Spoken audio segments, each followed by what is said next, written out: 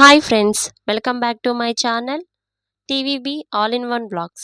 For more interesting videos, please like, share and subscribe.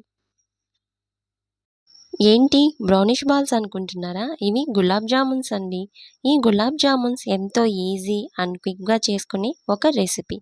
Afternoon lunch అయ్యాక sweet కావాలి అనుకున్నప్పుడు జామున్స్ ఎంతో టేస్టీ మరియు స్మూత్గా అలా నోరులో వేయగానే కరిగిపోతుందన్నమాట.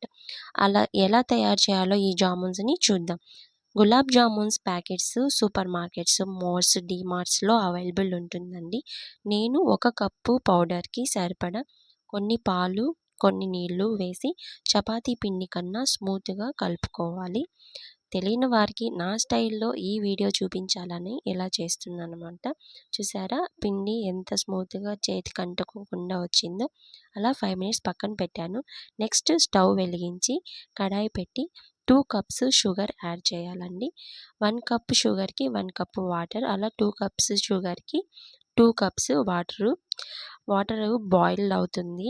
చక్కెర బాగా మీడియం ఫ్లేమ్లో పెట్టుకొని అలా బాయిల్ అవుతుందన్నమాట వాటర్. చూసారా చక్కెర పాకం వస్తుంది. అలా చక్కెర పాకం పడ్డాక పక్కన పెట్టేసుకోవాలి. నెక్స్ట్ ఒక ప్యాన్లో సరిపడా ఆయిల్ హీట్ చేసుకొని ఆల్రెడీ మనం పక్కన పెట్టుకున్న పిండిని బాల్స్ లాగా చేసుకోవాలి. మీడియం సైజ్ బాల్స్ చేసుకున్నాను నేనైతే, medium size balls. Next oil వేడెక్కిన తర్వాత మీడియం ఫ్లేమ్లో పెట్టుకొని బాల్స్ని రోస్ట్ చేసుకోవాలన్నమాట. చూసారా బాల్స్ బ్రౌనిష్ కలర్ లాగా ఎలా వచ్చాయో.